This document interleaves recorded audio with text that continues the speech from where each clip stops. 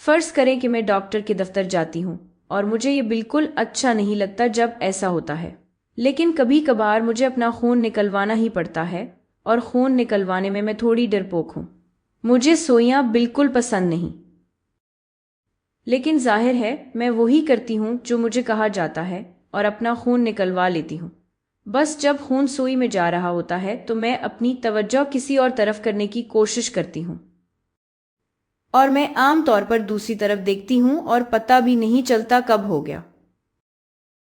تو پھر یہ بات میرے ذہن سے نکل جاتی ہے اور میں خوشی خوشی دفتر سے باہر آ جاتی ہوں، کیونکہ اب مجھے اس کے بارے میں سوچنا نہیں پڑتا۔ لیکن اب میں یہ کرنا چاہتی ہوں کہ اس خون کے سفر کو دیکھوں اور سوچوں کہ جب خون نکالا جاتا ہے تو اس کے بعد کیا ہوتا ہے۔ تو سب سے پہلا قدم یہ ہوتا ہے کہ وہ عام طور پر اس خون کو ایک ٹیوب میں ڈال دیتے ہیں، اور یہ کام اکثر براہ راست ہی ہو جاتا ہے۔ آج کل عام طور پر وہ ٹیوب پہلے سے ہی رکھی ہوتی ہے اور وہ فوراً خون جمع کرنا شروع کر دیتی ہے۔ تو یہ میری ٹیوب کا ڈھکن ہے، اور میری ٹیوب کے اندر خون ہے۔ یہ میرا خون ہے جو اس ٹیوب کو بھر رہا ہے، اور یہ ایک خاص قسم کی ٹیوب ہے، اور اس ٹیوب کی خاص بات یہ ہے کہ اس کی دیواروں پر ایک کیمیکل لگا ہوتا ہے جو اصل میں خون کو جمنے سے روکتا ہے۔ آپ نہیں چاہتے کہ خون جم جائے، کیونکہ پھر اس پر کسی بھی لیبارٹری کا کام کرنا مشکل ہو جاتا ہے۔ اس لیے یہ ٹیوب اس لحاظ سے بہت خاص ہے، یہ اصل میں جمے گی نہیں، اور اس بات کو یقینی بنانے کے لیے کہ سب کچھ ٹھیک سے ہو رہا ہے، کبھی کبھی لوگ ٹیوب کو ہلکے سے ہلا بھی لیتے ہیں تاکہ اچھی طرح مکس ہو جائے اور خون نہ جمے۔ اب یہاں سے خون لیبارٹری میں چلا جاتا ہے، تو لیبارٹری میں ایک مشین ہوتی ہے جو میرا خون لیتی ہے۔ یہ میرا خون ہے، اور یہ مشین دوسرے لوگوں کا خون بھی لیتی ہے۔ فرض کریں اس دن اسپتال یا کلینک میں کچھ اور مریض بھی ہیں، اور ہم سب کا خون لیبل لگا کر اس مشین میں ڈال دیا جاتا ہے۔ اور یہ مشین کیا کرتی ہے؟ یہ گھومتی ہے۔ اصل میں یہ بہت تیزی سے گھومتی ہے، تو یہ ساری ٹیوبز اس کے ساتھ لگی ہوتی ہیں۔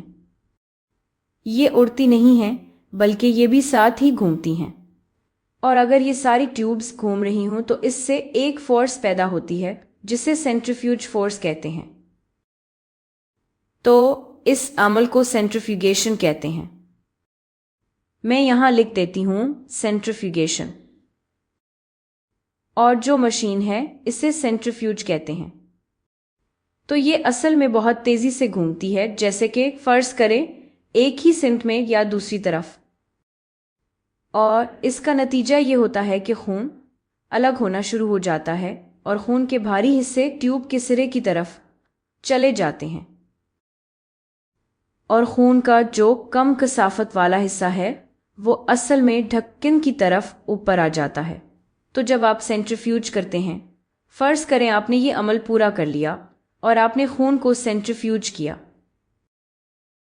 اب آپ کے پاس وہی ٹیوب ہے، لیکن میں آپ کو ایک طرح سے بعد کی تصویر دکھانے لگی ہوں۔ تو فرض کریں یہ وہ پہلے کی حالت ہے جب میں نے ٹیوب کو ابھی تک نہیں گھمایا تھا، اور اب میرے پاس بعد کا منظر ہے، یہ میری بعد کی تصویر ہے۔ تو جب میں نے ٹیوب کو گھما لیا تو اب یہ کیسی نظر آتی ہے؟ میں ٹیوب بنا لیتی ہوں، اور یہاں سب سے بڑا اور اہم فرق یہ ہے کہ ایک جیسا نظر آنے والا ہوموجینس لیکوئڈ جیسا پہلے تھا، اب وہ اصل میں کافی مختلف نظر آنا شروع ہو جاتا ہے۔ آپ کے پاس 3 الگ تہیں آ جاتی ہیں۔ میں آپ کے لیے تینوں تہیں بنا لیتی ہوں۔ تو یہ پہلی تہ ہے، اور یہ سب سے متاثر کن تہ ہے۔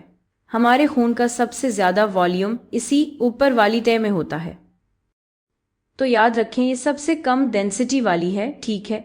اس کی ڈینسٹی زیادہ نہیں ہے، اسی لیے یہ ڈھکن کے قریب رہی، اور یہ اصل میں ہمارے کل والیوم کا تقریباً 55% بنتی ہے، اور ہم اسے پلازما کہتے ہیں۔ تو اگر آپ نے کبھی پلازما کا لفظ سنا ہے تو اب آپ کو پتہ چل گیا کہ اس کا مطلب کیا ہے۔ اور اگر میں اس چیز کا ایک قطرہ لوں، فرض کریں میں نے پلازما کا ایک چھوٹا سا قطرہ لیا، اور میں چاہوں کہ اچھی طرح دیکھوں کہ میرے قطرے میں کیا ہے، प्लाज्मा का 90% सिर्फ पानी ही होता है। तो ये तो दिलचस्प बात है ना? क्योंकि खून का सबसे बड़ा हिस्सा प्लाज्मा है और प्लाज्मा का सबसे बड़ा हिस्सा पानी है। अब आप देख रहे हैं कि हम हमेशा क्यों कहते हैं कि अच्छी तरह पानी पिएं, यानी खुद को हाइड्रेटेड रखें। क्योंकि आपके खून का बड़ा हिस्सा पानी ही होता है।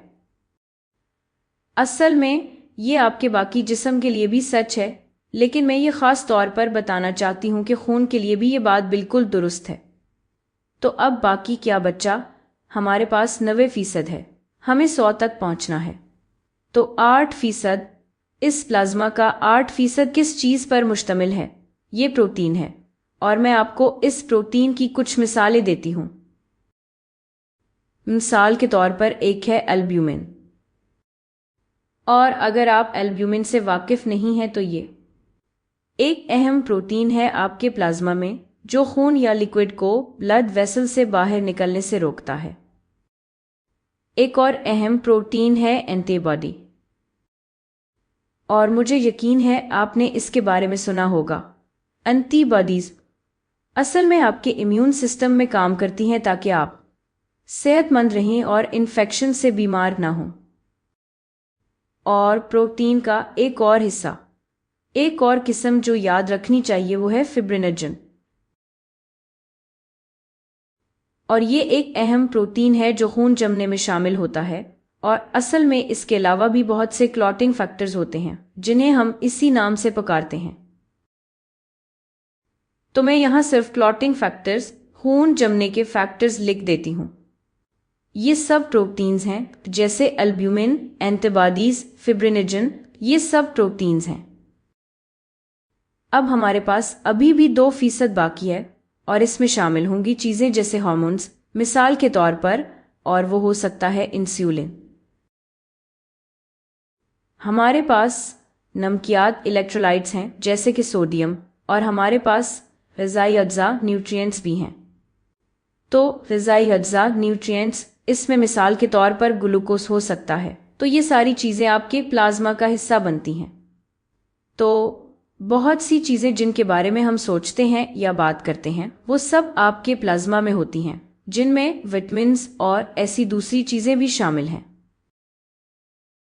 तो अब एक और तय जो हमारे पास प्लाज्मा के बिल्कुल नीचे है, वो यहाँ सफेद रंग में है।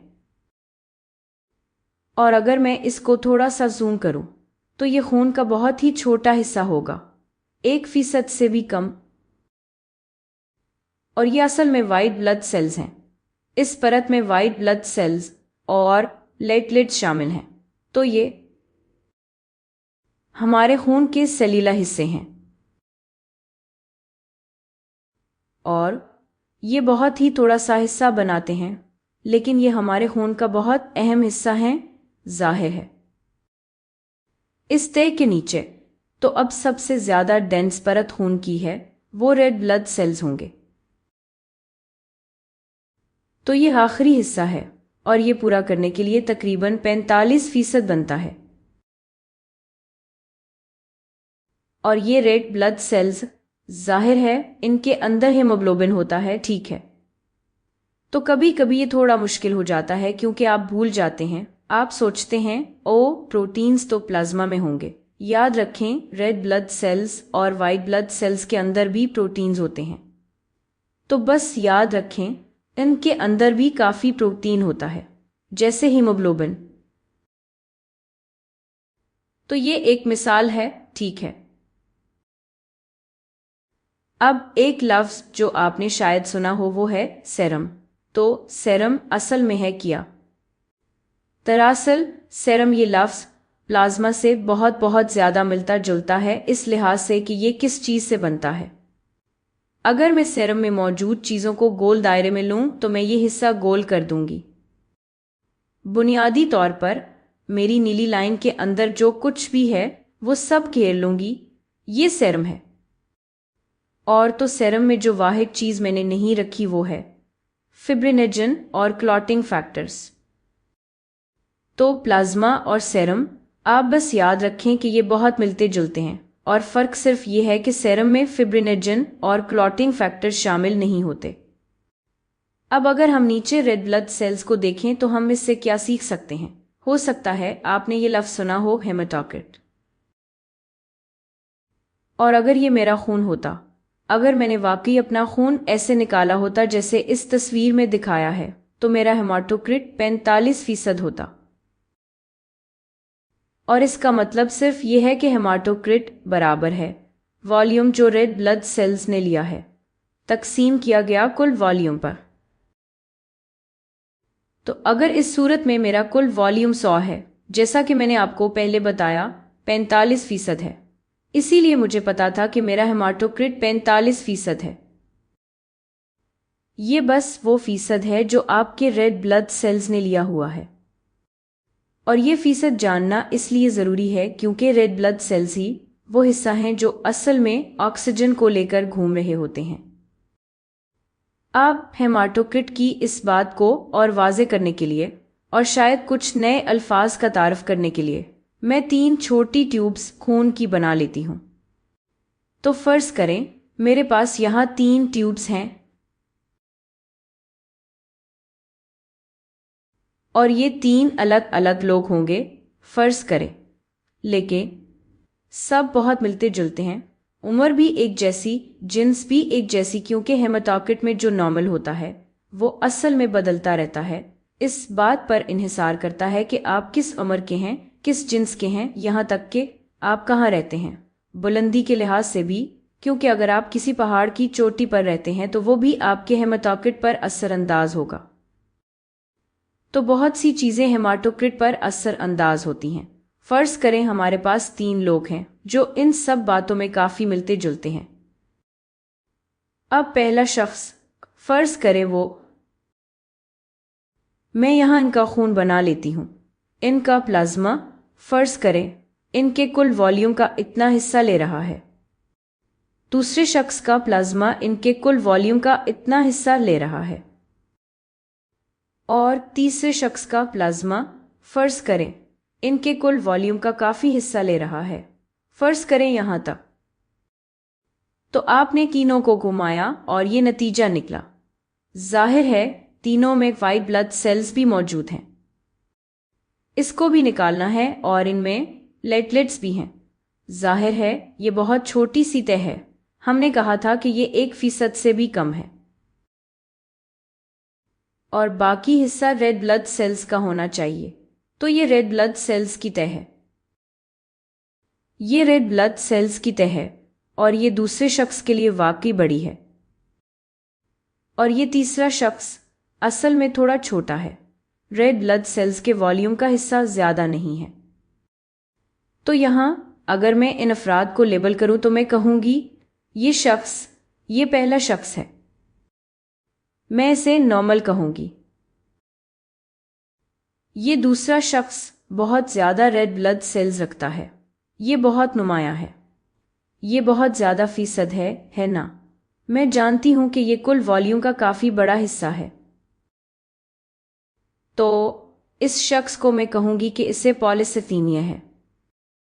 پولیسیتھیمیا یہ بس ایک طبی لفظ ہے جس کا مطلب ہے کہ ریڈ بلڈ سیلز کا والیوم ٹوٹل والیوم کے مقابلے میں بہت زیادہ ہے، یا آپ یہ بھی کہہ سکتے ہیں کہ ہیماٹوکرٹ بہت زیادہ ہے۔ اور یہ شخص، یہ تیسرا شخص، اس کے پاس ریڈ بلڈ سیلز کا والیوم ٹوٹل والیوم کے مقابلے میں بہت کم ہے، یہ واقعی کافی کم ہے۔ تو اس شخص کے بارے میں کہوں گی کہ اسے انیمیا ہے۔ تو اگر آپ نے کبھی یہ اصطلاحات سنی ہوں، انیمیا، یا بعض لوگ کہتے ہیں کہ میں انیمک ہوں، یا پھر لفظ پولیسیتھیمیا، اب آپ جانتے ہیں کہ یہ بس اس بات کی طرف اشارہ کرتے ہیں کہ ان کے خون کے ٹوٹل والیوم میں سے کتنا حصہ ریڈ بلڈ سیلز نے لیا ہوا ہے۔